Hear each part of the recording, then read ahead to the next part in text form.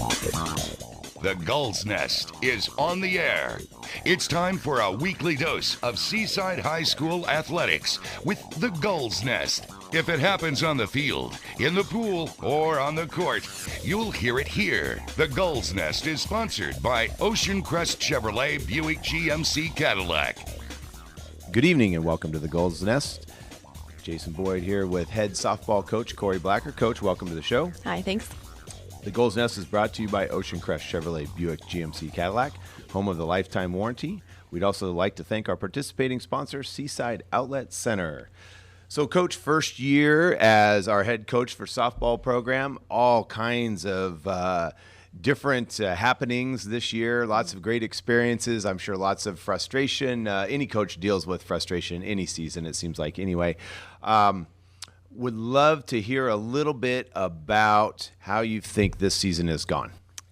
This season has definitely been a cool learning experience in that aspect as we've gone along. We started out the season having been on the field maybe like twice. So it's kind of crazy, like you do tryouts in the gym, you know, and those kind of things. Then getting from like tryouts and seeing how players have improved and changed. And even like last night, just trying a couple of people at some different positions when we went up to Owaco and just seeing how they really rose to those occasions is neat to see. And it's like, oh man, those things are, you know, we got more practice time on the field at the beginning of the season. Right. We see those things early on and be like, oh yeah, that person, you know, does this well, and those kind of things. So it's been really cool seeing their progression throughout the year, seeing some people rise to some certain occasions, and just see people come together, even just gelling in that aspect. So certain group dynamics is good. So great.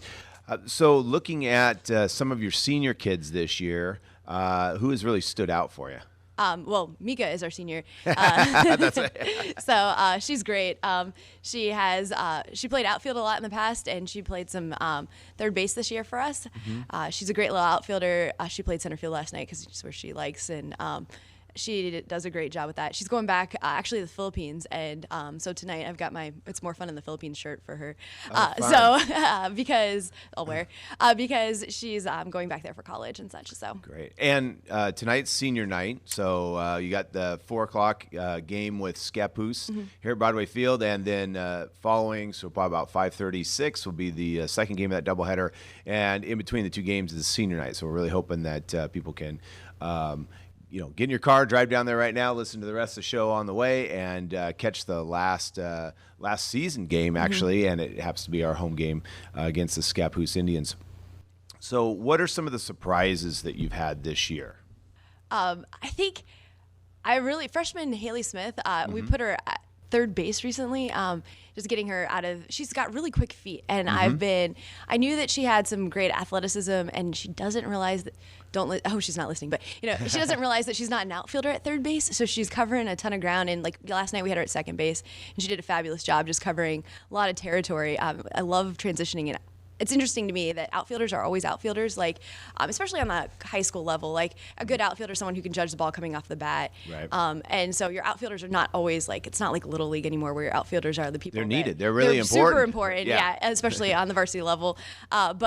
So she was doing a killer job in the outfield, and I didn't want to necessarily move her into the infield, but moving her into the infield at some spots, she still got those quick little feet, and I don't know. And so she's done a really good job for us in some of the infield spots, where something we've been maybe struggling with is our infield positions this season. Just finding those people that kind of have the awareness, and it's kind of as you go throughout situational awareness in the infield. And she has risen to that occasion. She's just a freshman too, so it's one of those things. We've got some really great freshmen overall and everywhere. So. Anybody else that really stood out for you? Alyssa Goen, also center fielder. I'm just outfield, she came in, and I actually really wanted her to play second base because she's quick too. But she just has done a killer job in center field, catching some really great balls.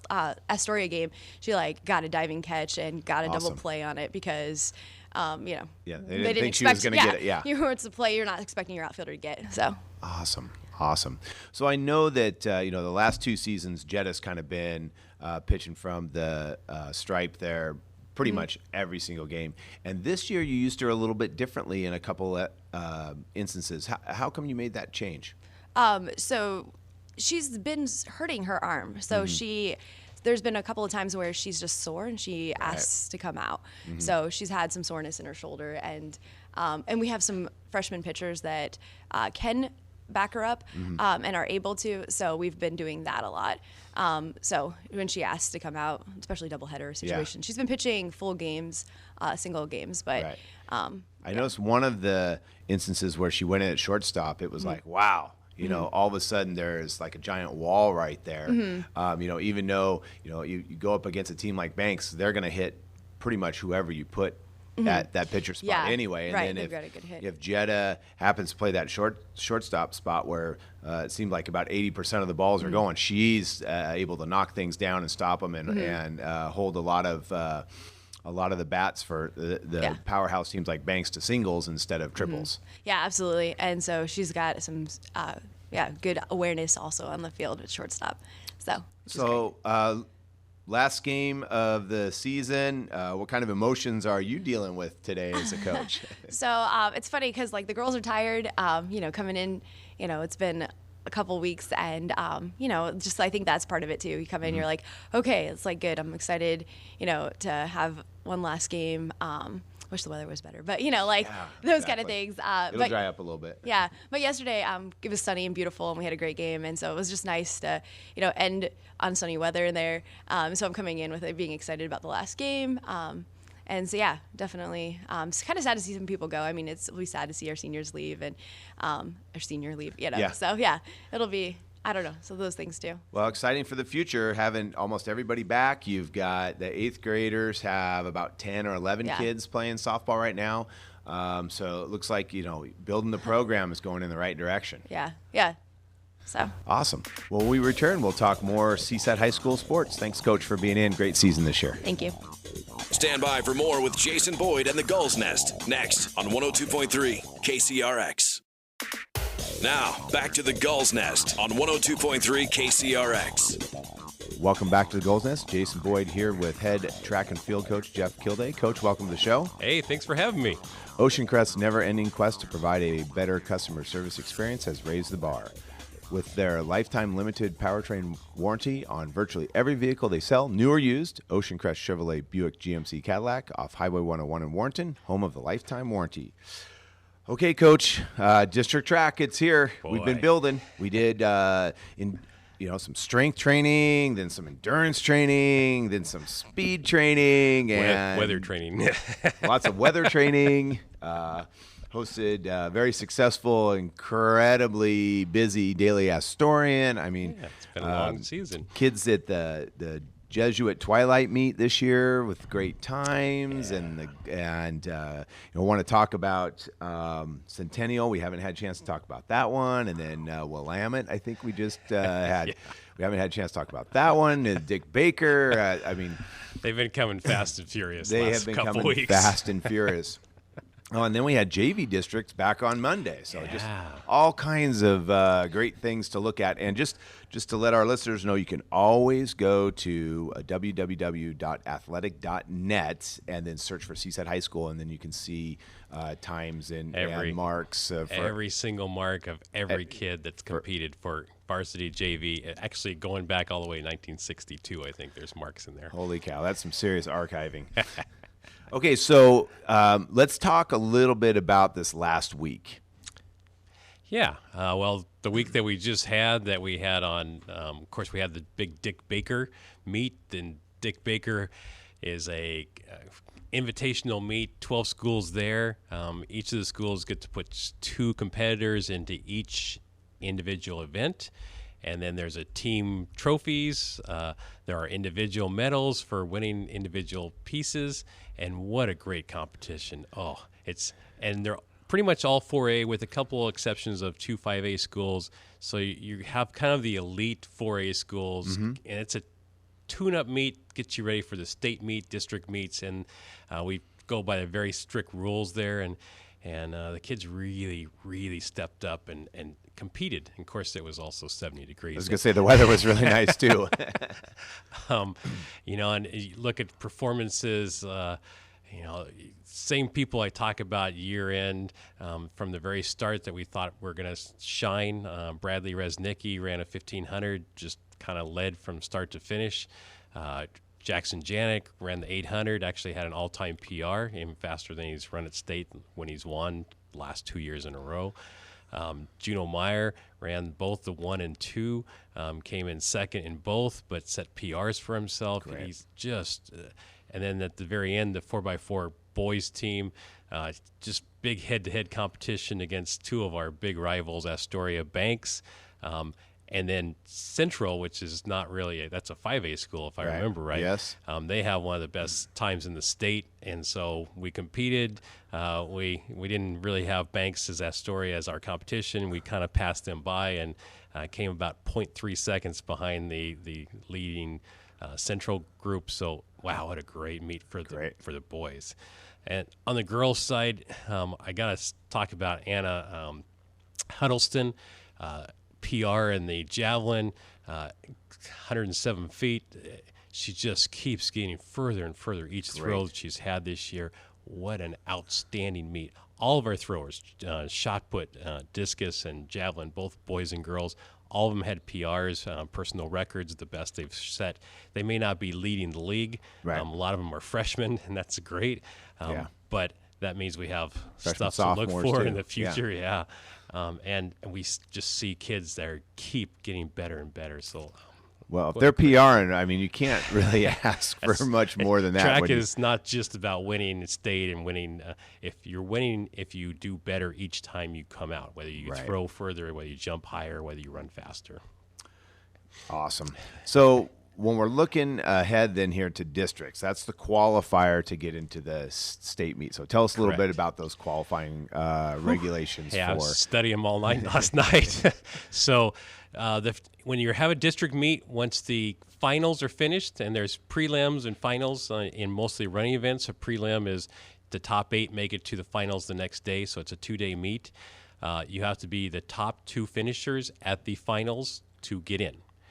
There's also potential qualifiers if you happen to hit, there's a qualifying time, but those 2 people would have to hit the qualifying time, and then the third person would have to hit the qualifying time, all in the finals, not earlier in the season, not in an earlier prelim, all on the line in the final. And the qualifying time, if I'm correct, I believe is 83% of what the top placing times were, or the top time at the state tournament the previous year.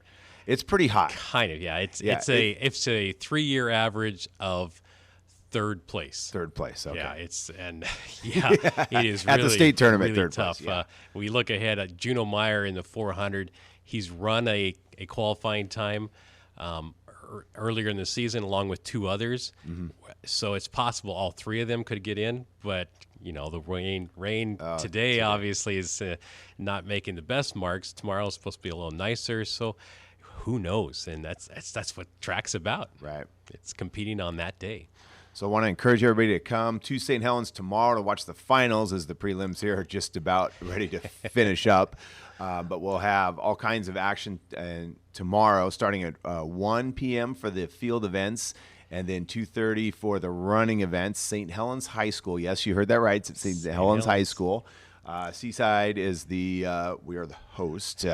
But St. Helens has an incredible facility, plenty of seating, covered seating, actually, which is great. Although it's supposed to be a little bit nicer weather than today. Well, we're hoping for some dry weather and some fast times for those kids, as our league is always very tough when we can get hopefully those third qualifiers in based on time. But obviously, conditions are dictating a lot. When we return, we'll talk more with head track coach Jeff Kildare. Stand by for more with Jason Boyd and the Gulls Nest next on 102.3 KCRX. Now, back to the Gulls Nest on 102.3 KCRX. Welcome back. Sitting here with head track coach Jeff Kildare, just discussing the district track meet and all the finals that are going to be occurring tomorrow at St. Helens High School. Field events at 1 o'clock and running events at 2:30. So, Coach, you've got a lot of really incredible seniors this year.